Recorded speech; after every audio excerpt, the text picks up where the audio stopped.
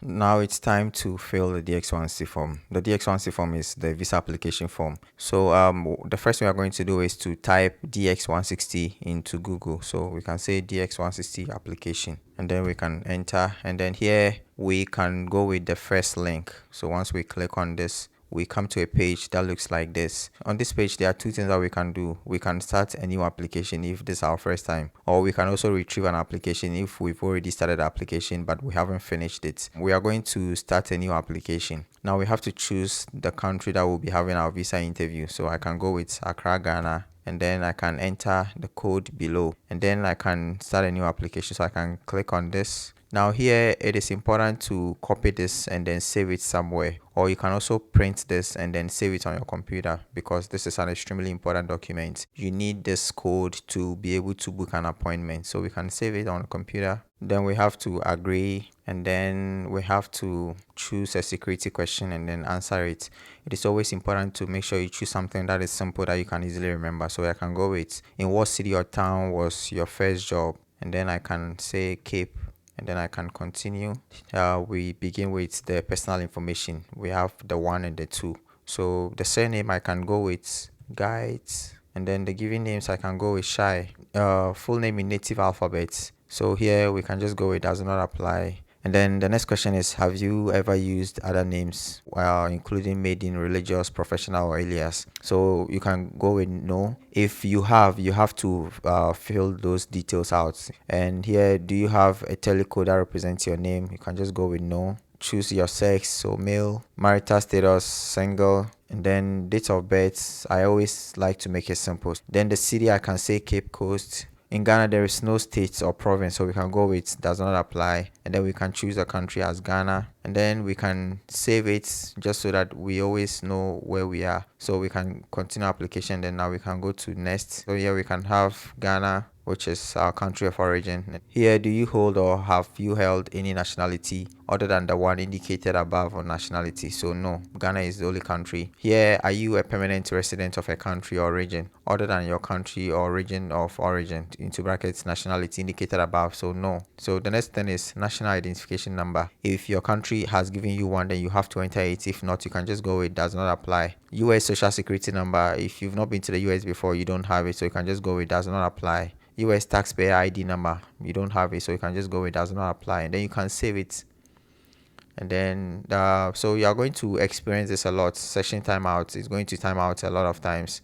That's just how the DX-160 form works. So then we have to go okay, and then we have to start all over again, and then we can enter the code ABMXC, and then we can retrieve, because we've already started the application. So retrieve, and then we have to enter the application ID and then retrieve the application, and then the last name. So, and then year of birth, I chose 2000. City, I chose Cape, and then we can retrieve the application. Oh no, the surname, I think I chose Guides, and then so we can retrieve the application. So then we can go to the next session, which is travel. Purpose of trip to the US. Now you are a student, so you have to look for academic or language student F. Then here you have to specify, so it's F1. Then have you made any travel plans? You don't have to make any travel plans. If you have made specific travel plans, you can say it, but you can just go with no. It doesn't really matter.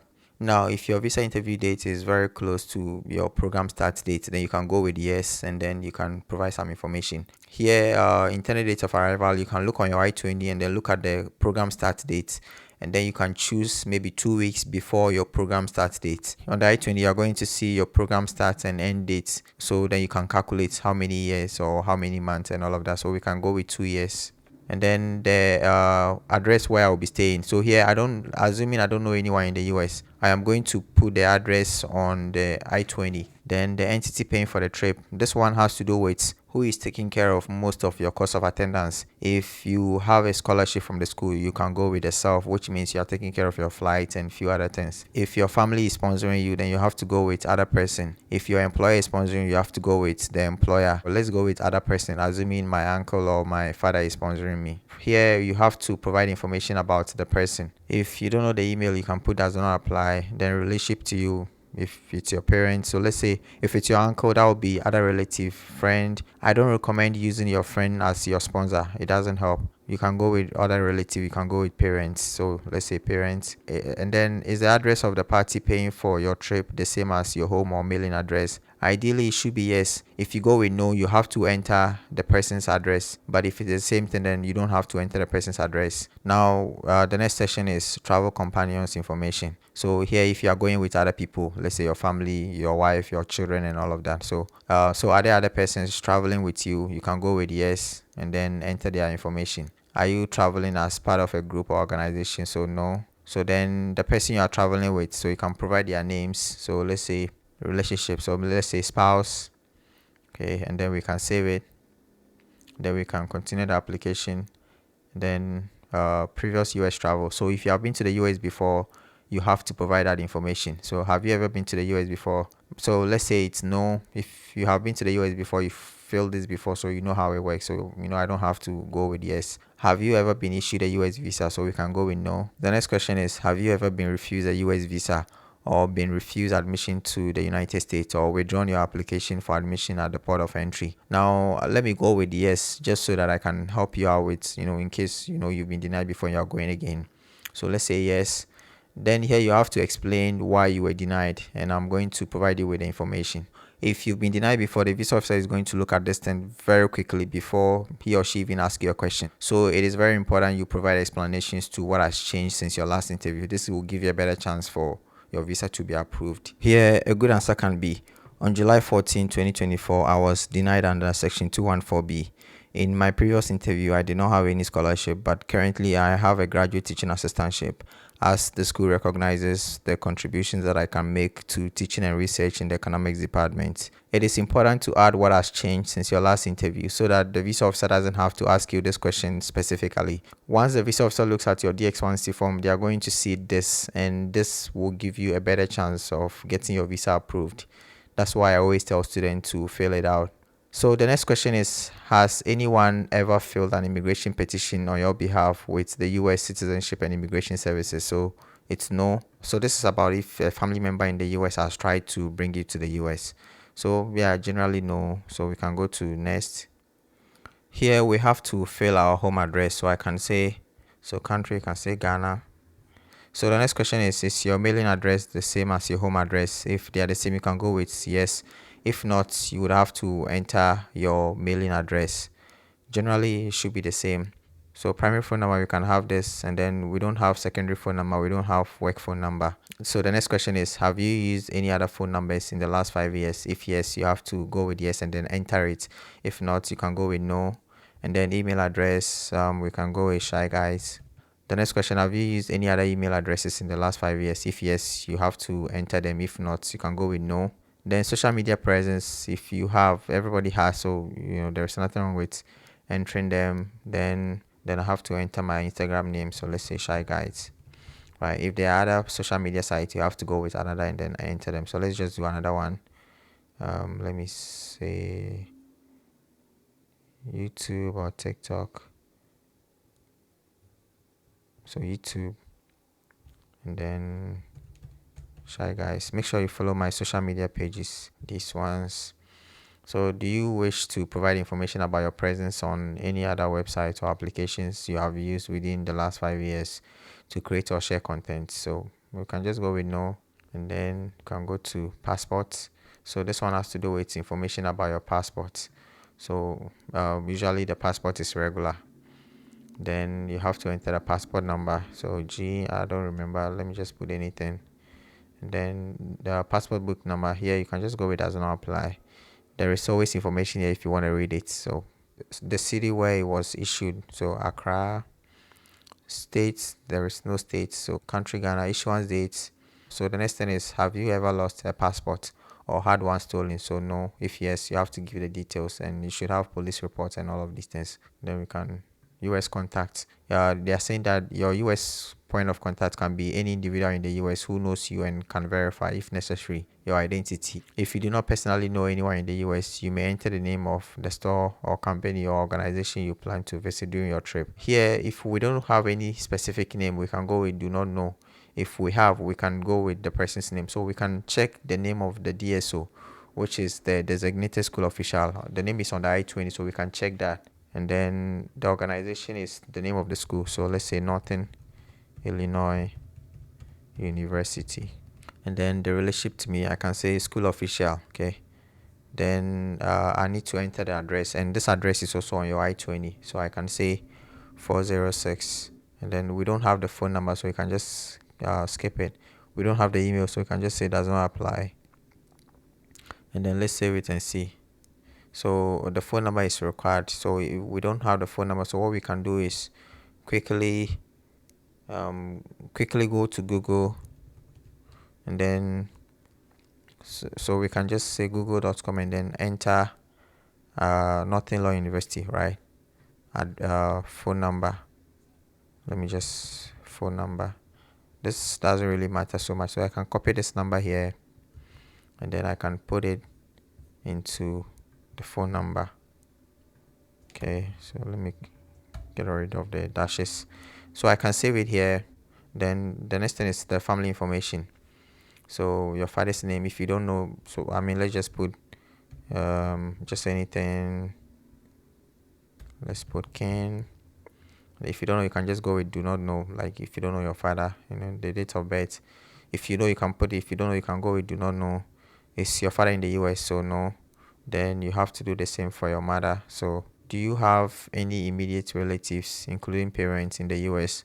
So I've already talked about this in other sections, so you can check those videos out. But you can go with yes or no. It depends. You can whatever you choose to go with. So let's say no, and then we can save it.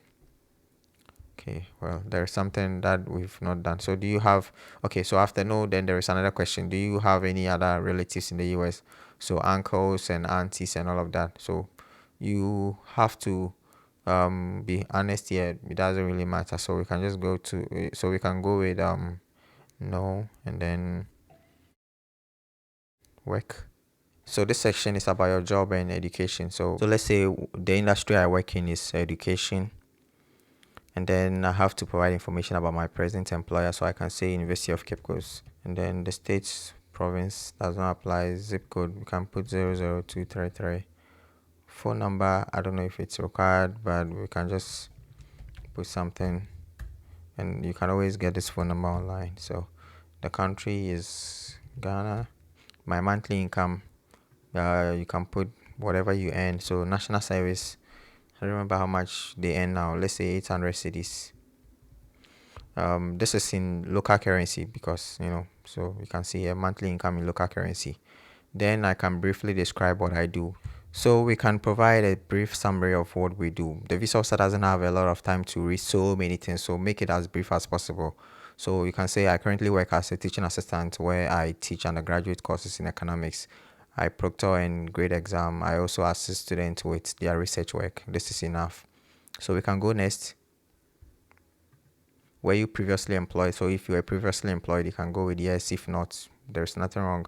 What really matters is the fact that you are currently working. You are working before your interview, or you just completed school. Then you don't have to be working. So that's also fine. So no. So have you attended any educational institutions at secondary level or above? So yes. So I can enter high school information and then university information. Okay, so we can start with the name of the institutions. Let's say, so here what you're saying is that if it's high school, then the course of study just put academic or vocational. So we can just say, and then the dates that we attended. So let's say January, right? Then we can add another, which is the university. So University of Cape Coast, Ghana. Course of study. So here I studied economics, so I can put economics, right? Go over. So then next, do you belong to a clan or tribe? So here, whatever it is, you can go with it. It doesn't really matter. If I go yes, I can enter, let's say, I can. It doesn't really matter whatever you put. If you don't belong to any clan, there's no big deal here. Provide a list of languages that you speak. So let's say English. Let's say Hausa. Let's say Fancy. So we can go with these ones. And then, have you traveled to any countries or regions within the last 5 years? If yes, you can go with yes and then enter the details. Have you belonged to, contributed to, or worked for any professional, social, or charitable organization? If yes, you can go with yes. If not, you can go with no. Do you belong to any specialized skills or training such as firearms, explosive, nuclear, biological, or chemical experience? No. These are security questions. Have you ever served in the military? So no. Have you ever served in or been a member of or been involved with paramilitary units, vigilante units, rebel group, guerrilla group, or insurgent organization? So no. Then I can go to security and background. So here normally it has to be no. I mean, you have to read it and then, but you know. So then I can go next. Then no for me. So then,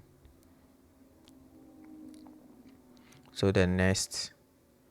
Here you cannot lie. So just look, read it and then make sure it doesn't belong to you. And yeah, for me it's no throughout.